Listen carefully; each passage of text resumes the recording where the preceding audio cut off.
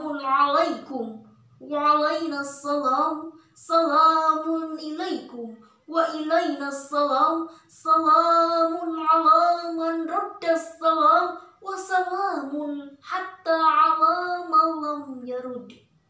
Assalamualaikum warahmatullahi wabarakatuh. Alhamdulillah, asyhadu an la ilaha illallah wa asyhadu anna Muhammadan abduhu wa rasuluh. Allahumma shalli ala sayyidina Muhammadin wa ala alihi wa ashabihi ajma'in. Amma ba'du. Dewan juri yang saya hormati serta saudara-saudaraku sebangsa dan setanah air yang mudah-mudahan kita semua dalam lindungan Allah Subhanahu wa Ta'ala. Amin amin ya Allah ya Rabbal Alamin. Saya Rizka Anggraini izinkan untuk bertausiah dengan tema peran santri dalam mengembangkan pondok pesantren di era 0.5.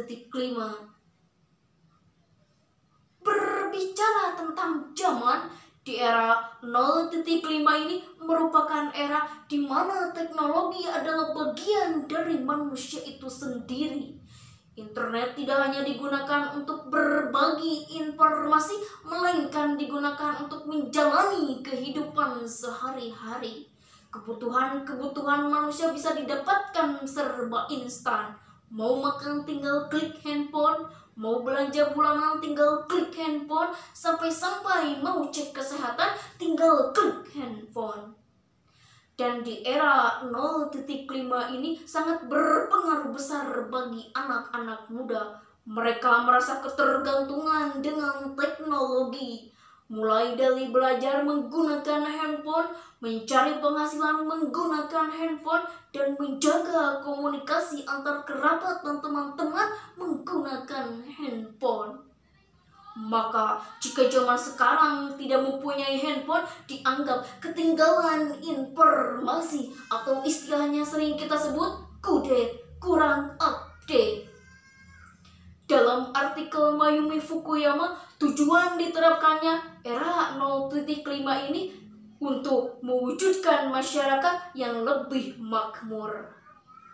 Lalu bagaimana dengan anak muda yang menyandang nama sebagai seorang santri, yang mana terdapat perbedaan yang signifikan antara masyarakat umum yang terbiasa dengan teknologi dan santri yang terisolasi dari teknologi? Yang pertama, jika anak muda biasanya menggunakan handphone untuk bahan pembelajaran mereka, maka santri menggunakan buku-buku yang ada di pondok pesantren untuk menjadi bahan sasaran pembelajaran mereka. Yang kedua, jika anak muda biasanya menggunakan waktu luang dengan handphone, maka santri menggunakan waktu luangnya dengan investasi ilmu pengetahuan, memurojaah, menambah hafalan. Mengapa saya katakan demikian? Karena biasanya di pondok pesantren ada aturan-aturan yang harus ditaati mulai dari pagi sampai malam. Lalu yang ketiga, jika anak muda biasanya menggunakan handphone untuk mencari penghasilan, maka santri menggunakan ide-ide kreativitasnya untuk menjadi bahan sasaran dalam mencari penghasilan. Seperti membuat makanan, membuat kerajinan yang unik, lalu diperjualbelikan di lingkungan pondoknya. Lalu yang keempat, jika anak muda biasanya menggunakan handphone untuk menjaga komunikasi antar kerabat dan teman-temannya, maka santri menjaga komunikasinya dengan bertemu secara langsung bersama teman-teman di lingkungan pondoknya. Dari data-data di atas dapat ditarik kesimpulan dalam menjalani urusan, entah itu mencari ilmu pengetahuan, mencari pekerjaan, atau hal-hal yang ingin kita tahu. Selama niatnya baik, maka Allah akan selalu memberikan jalannya. Mungkin awalnya seorang santri akan berpikir ketika mereka tidak menggunakan handphone, mereka akan ketinggalan zaman, mereka akan sulit berekspresi. Namun nyatanya tidak seperti itu. Banyak sekali bahan-bahan penunjang bagi santri untuk bisa mereka berekspresi, untuk mereka bisa bereksistensi, untuk mereka mereka bisa mencari hal-hal yang mereka ingin tahu walaupun mereka tidak selalu memegang handphone.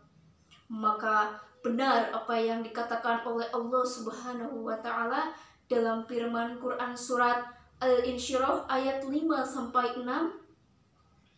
A'udzu billahi minasyaitonir rajim.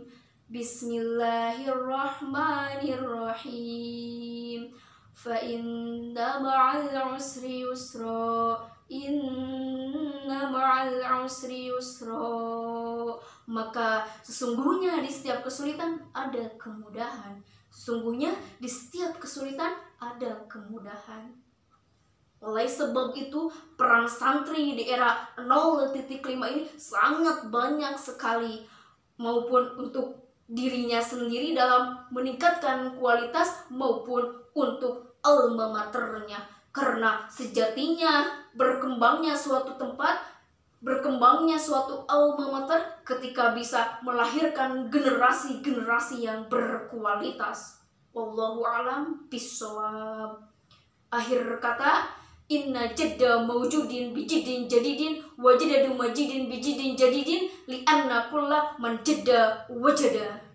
Wassalamualaikum warahmatullahi wabarakatuh.